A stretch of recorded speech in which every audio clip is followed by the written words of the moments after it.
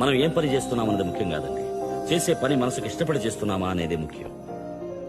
చూడండి, ఇక్కడ సంతోషం ఉంటే ఎక్కడికి వెళ్ళినా సంతోషం.